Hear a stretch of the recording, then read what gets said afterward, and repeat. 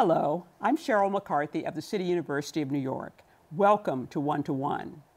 Every year, about 30,000 people in the United States receive life-saving organ or tissue transplants, according to the U.S. Department of Health and Human Services. But 119,000 others remain on the waiting list for this precious gift, and 22 people die each day while still waiting. Live on New York is one of 58 organ procurement organizations nationwide that serve as conduits between potential organ donors and recipients. And last year, it created a foundation whose goal is to increase the number of donations by awarding grants for medical research and funding projects that increase public awareness of the need. Heidi Evans, a former reporter on health issues for the New York Daily News and the winner of a Pulitzer Prize and 2 George Polk Awards for her work, was chosen as executive director of the foundation.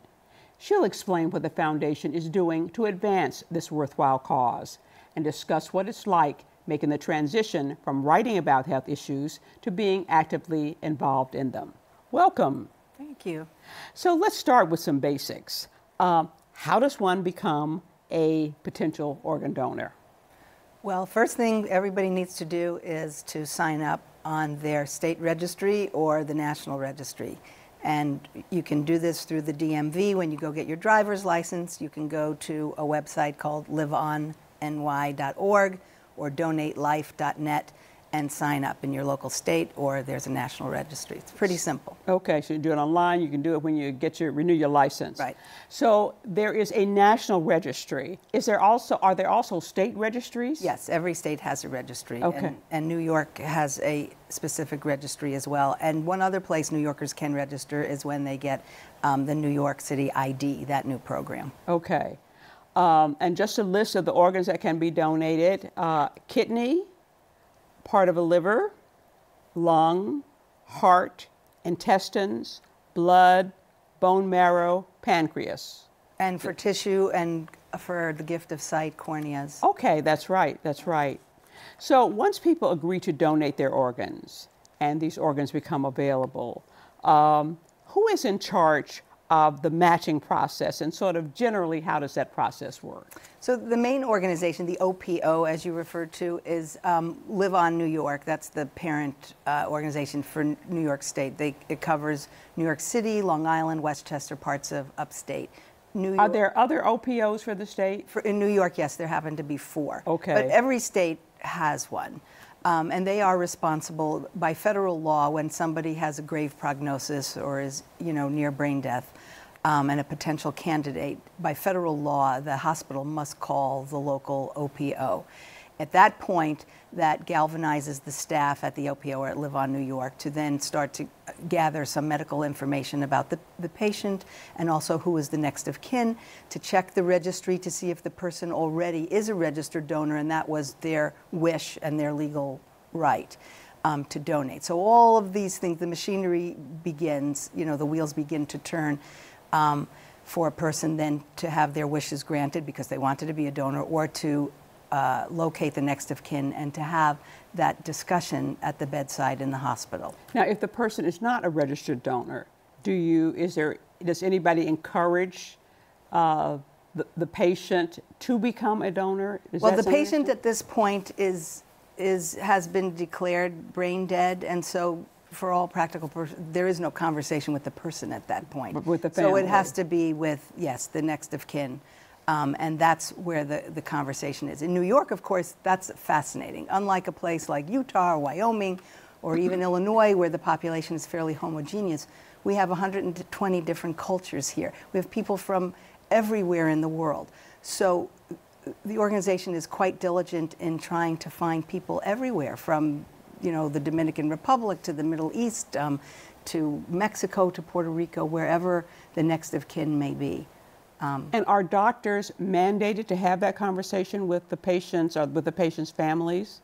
Not mandated, and we talked about this earlier. There's not a lot that's spoken, taught about this in medical school. So that's one of the areas where the OPO and the foundation wants to help and teach doctors and young residents how to have that difficult conversation at bedside. You're dealing with people who are in, a terrible crisis, they're losing a loved one, but they can turn that into a gift, a precious gift of life for somebody else. Now, one's place on the waiting list is determined by a number of things, as medical urgency, the degree of match to the donor, how long they've been on the list. Is it also determined by their geographical location? Yes, it is, because the country, again, is divided now and then into 11 different regions by geography. And when organ donation first came into the fore, because the medical technology was created, so that was back 40 years ago, organs couldn't really travel very long distances. You didn't have, the preservation solutions and the technology. So it was thought that the organ should go to a person living quite near where the recipient is, wherever that hospital was. So you have a division. Now, a liver can be outside the body for much longer, can be preserved, and the geographical boundaries are a problem, because now you can die waiting because you live in the wrong zip code. And New York is a victim of that, as in California. You have people who are much less sick living in the South and the Midwest, and yet they hold on to those organs for their transplant centers, where it's supposed to be the sickest person in the country who gets the next organ. But it's not always. No. The New York Registry ranks, and I was surprised to hear this, last in the country in terms of the percentage of people registered versus those eligible to donate. Only 30% of eligible donors are registered versus 52% nationally. Why is that? Do you have any idea why that is? Oh, there are a slew of reasons. New York never likes to be last in anything, so it is unusual that we are. But part of it is public awareness. And again, this needs to be talked about nationwide, because 92% of New Yorkers believe in donation when they're surveyed. 95% of all Americans believe in it, and yet only 50% in the country. So one was, we had a registry that didn't function very well within the state health department and the bureaucracy of that. That has been now moved to an organization outside of the government, and that should be good. New technology where people now can sign up by computer. Before, the DMV is 70% of all signups come from the DMV, but you only renew your license every 8 years. That's not very efficient to ask people every 8 years. And most of it is just a lack of awareness, lack of education. There's obviously a little bit of an ick factor when one talks about death. But again, the medical advances have been so extraordinary that you can be 93 years old. We had a case 2 years ago of a Long Island woman who passed away, lived a full life, and her son was able to donate her liver. The liver, as it turns out, can live for 150 years. And she saved the life of a 61-year-old woman who's a mother of 4 and a grandmother, who went to Disneyland last year with her grandkids. Wow. And who was at death's door. And it is possible to get organs from other states from a distance. Is that possible? Yes. Okay. Yes. Tell me why the LiveOnNY Foundation was started. The foundation. The foundation. So this was created a year ago, and this is kind of an only in New York story, which I love.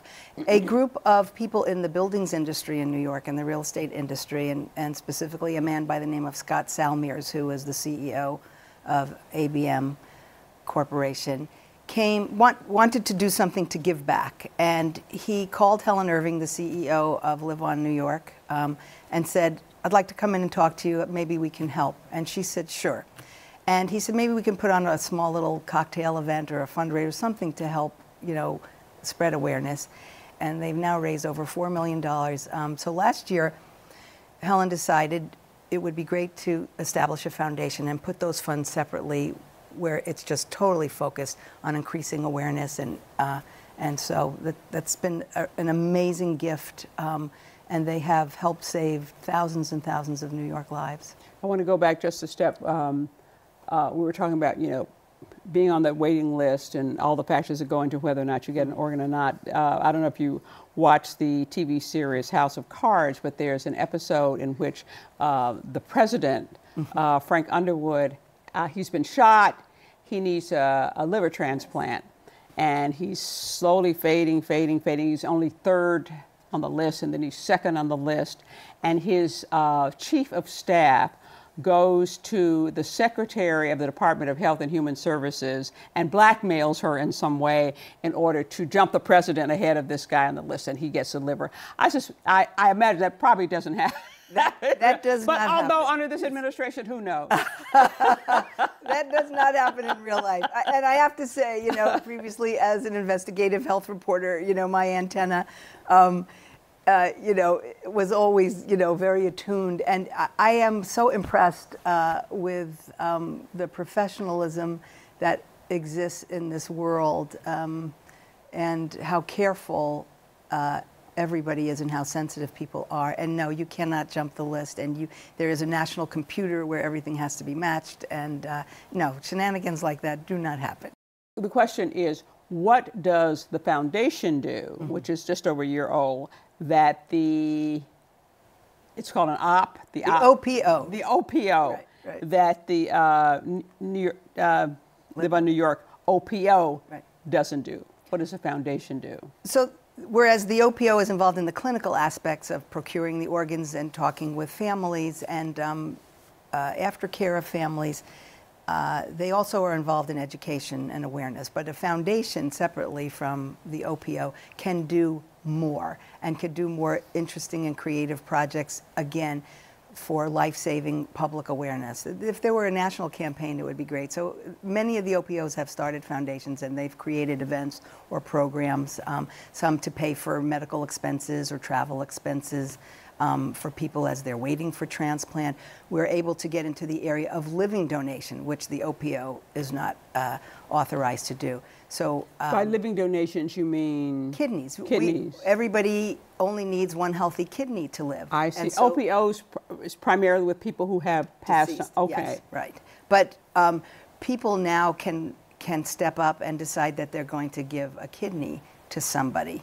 And so, or a liver. Can I give a liver? A portion of the lobe of the liver, yes. And so we can do a lot of things in that area and help people in the area of living donation as well. We're going to have to take a short break, and then we'll be back with Heidi Evans, Executive Director of the Live on New York Foundation, after a short message.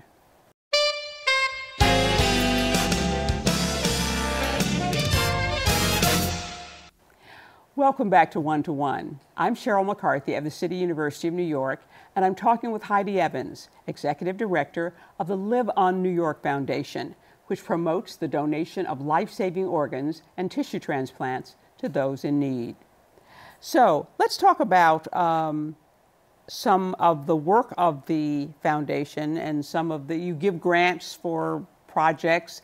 Tell me about some of the projects you have funded. Well, one thing that we just did was the publication of the first children's book about organ donation in New York. And this is the story of a little girl by the name of Kinsey from Queens, who at 5 years old suddenly went from a healthy little girl to being in kidney failure.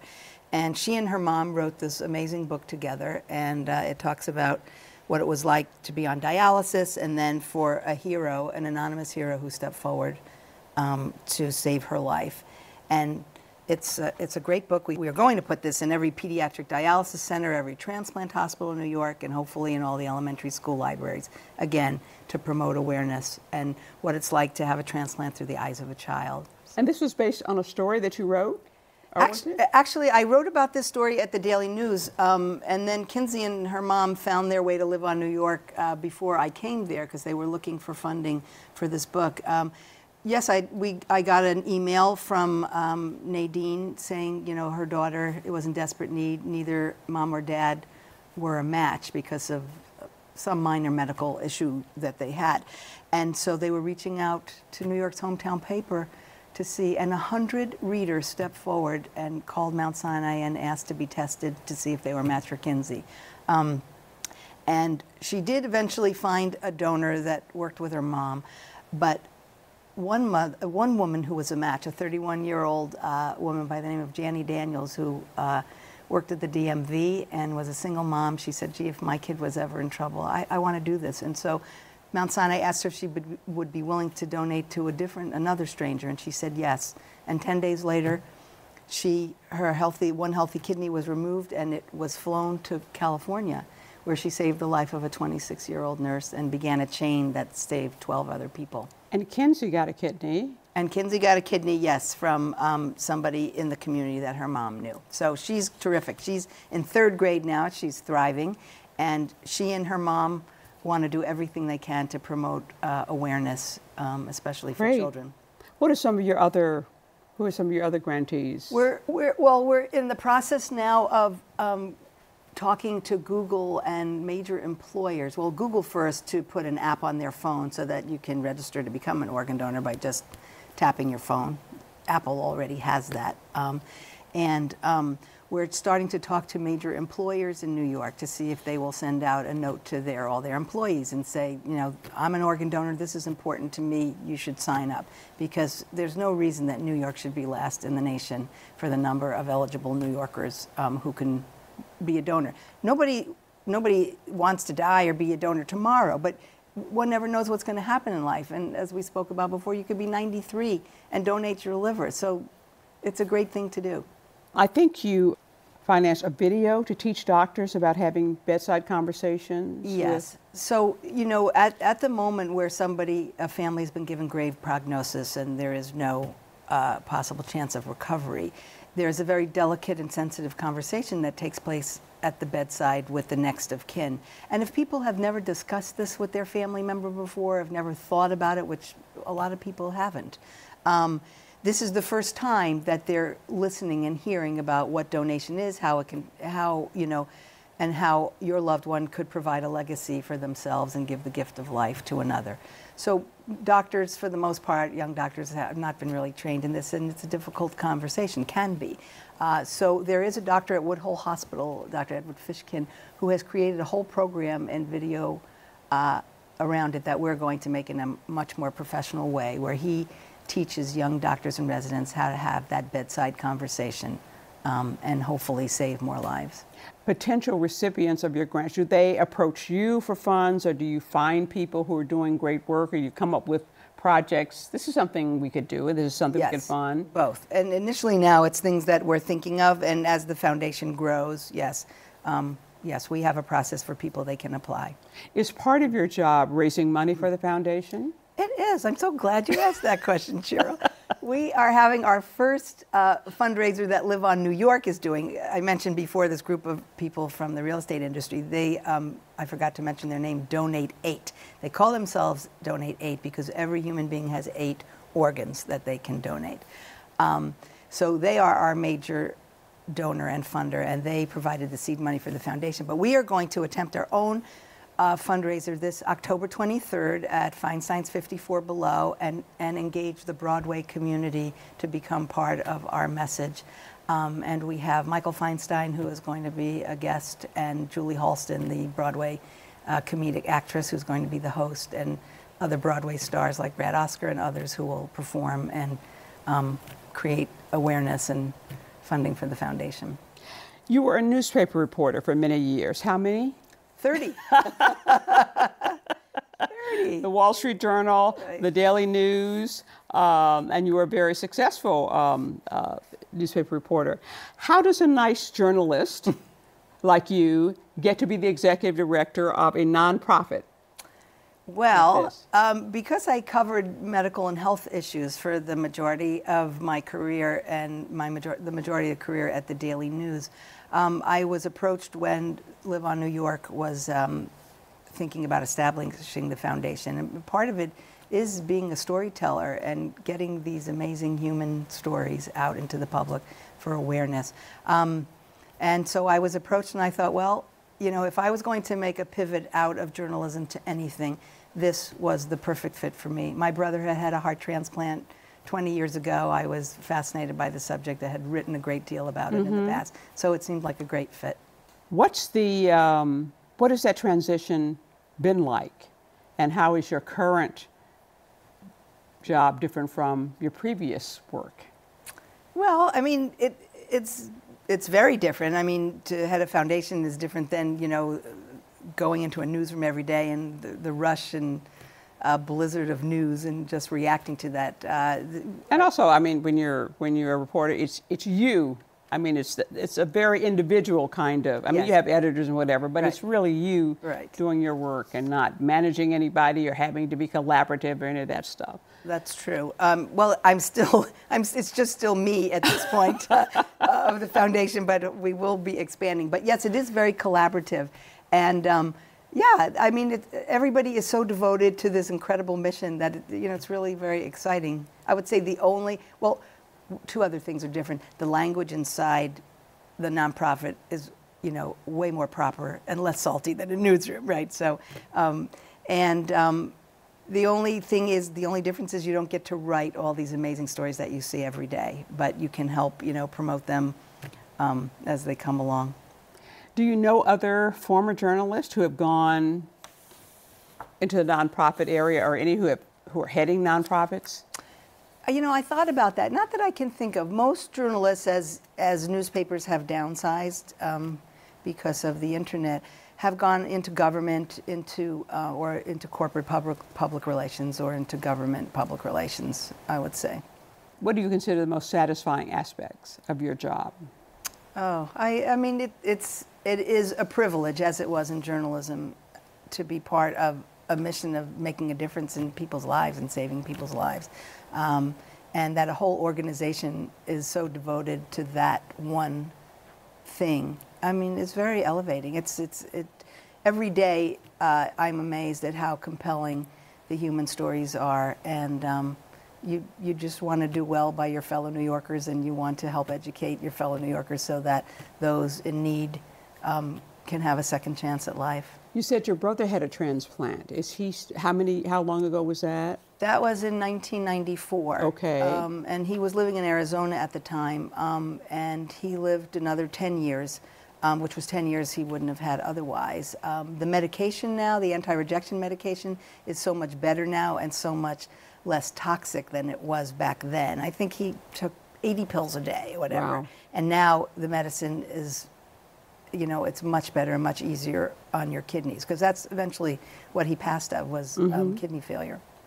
What are your goals for the near future? Well, it's to grow the foundation and to get the message out, that we're here and we're here to save lives, and every New Yorker should be, a part of this incredible mission to save each other and give the gift of life. What have been the most frustrating aspects of your job? Just not being able to write that story every day, right? Because these are not stories you can write every day in the sense, I mean, when tragedy strikes a family, and then, there's time that's needed to absorb that, and even though they have given the gift of life, there's just a period of time that it takes. And so it's not a story that people are comfortable telling right away, but they may be 6 months later or a year later. And Live On New York also facilitates meetings between the recipient and donor families, which are some of the most powerful things you can imagine.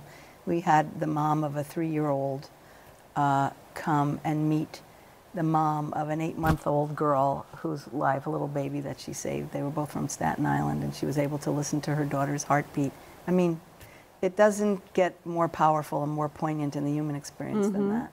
So I assume that the message that you want to leave our viewers with is register as an organ donor. Be Absolutely. a part of this. Sign up, and one day, in the way distant future, you can save another person's life. And who knows, you might be saved by someone. You never know. Exactly. Right. Exactly. I'm afraid we're out of time. I want to thank Heidi Evans, the Executive Director of Live On New York, for joining me. If you want more information about the foundation or about how to register as a potential donor, you can go to the Live On New York website at liveonnewyork.org. For the City University of New York and One to One, I'm Sheryl McCarthy.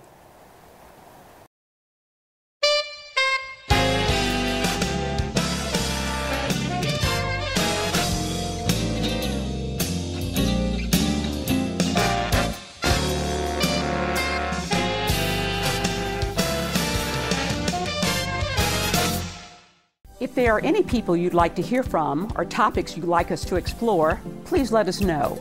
You can write to me at CUNY TV, 365 Fifth Avenue, New York, New York, 10016, or you can go to the website at cuny.tv and click on Contact Us. I look forward to hearing from you.